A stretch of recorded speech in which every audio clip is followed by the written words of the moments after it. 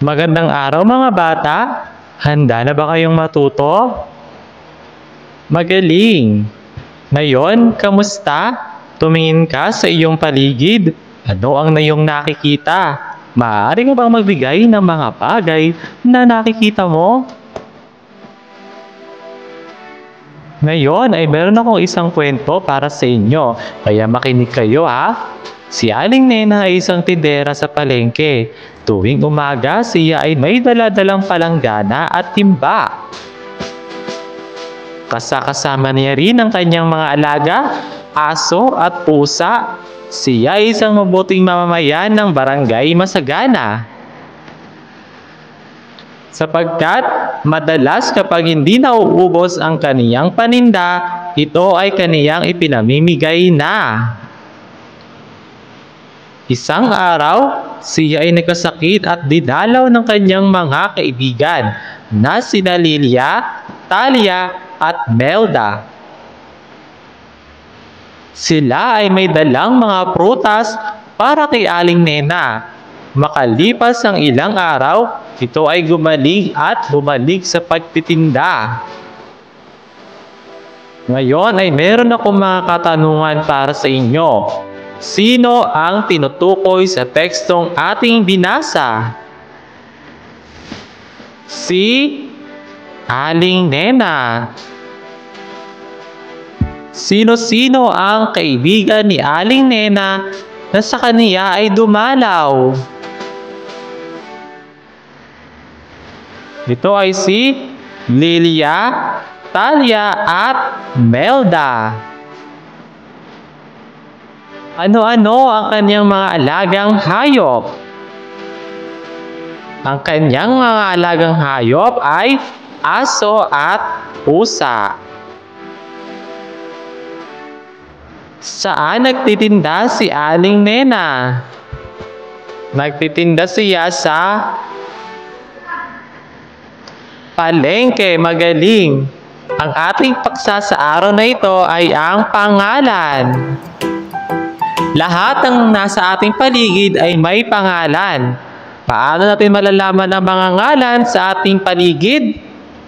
Ang pangalan ay nagbibigay tukol sa bawat bagay na sa ating paligid. Pangalan na magkakaroon ng linaw na magagamit natin sa ating pang-araw-araw na pamumuhay. Pangalan.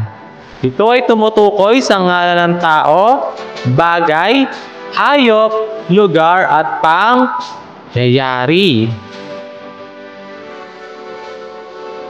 Ano ba yung mga halimbawa ng ngalan ng tao? Halimbawa, Aling Nena, Lilia, Talia at Melda.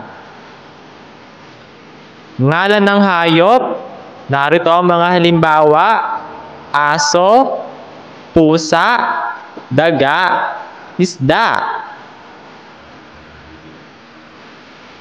Ngalan ng lugar, mga halimbawa: palengke, barangay Masagana, bahay, tindahan. Ngalan ng bagay, halimbawa: palanggana, timba, prutas, lapis. Ngalan ng pangyayari, narito ang mga halimbawa: kasal, kaarawan, binyag, araw ng mga puso. Meron naman tayong kayarian ng mga pangalan. Alam ba ninyo ang mga kayarian ng pangalan? Una ay ang payak. Ito ay simple at binubuo lamang ng salitang ugat na siyang pinagmumula ng iba pang salita. Halimbawa, bahay, aklat, aral, sulat, kahoy. Pangalawa ay may lapi. Ito ay binubuo ng salitang ugat at panlapi. Ang panlapi ay maaaring nasa unahan, panlapi, gitna, gitlapi, hulihan, hulapi o magkabilaan. Narito ang mga halimbawa: panulat, punlapi, pang, plus, sulat. Sinaing, gitlapit. S plus in plus aing, sinaing. Aklatan, hulapi, aklat plus an. Kabahayan, kabilaan, ka plus bahay plus an. Kaaralan, kabilaan, pa plus aral plus an. Pangatlo ay inuulit. Ito ay pag-uulit ng payak na nasa salita o may panlapi.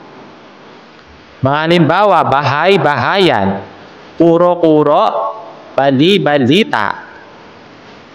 Sumunod ay tambalan. Ito ay dalawang magkaibang salita na pinagsama. Nakalilika ito ng bagong salitang may ibang kahulugan. Halimbawa: bahay-kubo, bahay plus kubo. Ngayon naman, ano nga ulit ang ating aralin ngayong araw? Ang ating aralin ngayong araw ay ang pangalan. Ngayon, ano kaya ito? Ngalan ba ito ng hayop, tao, bagay o pangyayari? Dr. Jose Rizal.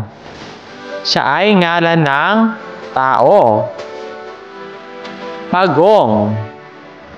Siya ay ngalan ng hayop. Barangay Palapala. Ito ay ngalan ng lugar. Lapis. Ito ay ngalan ng bagay. Birthday. Ito ay ngalan ng pangyayari. Lamesa. Ito ay ngalan ng bagay. Aling Mimi. Ito ay ngalan ng tao. Yun lamang po at maraming salamat. Nawa ay may natutunan kayo sa ating aralin.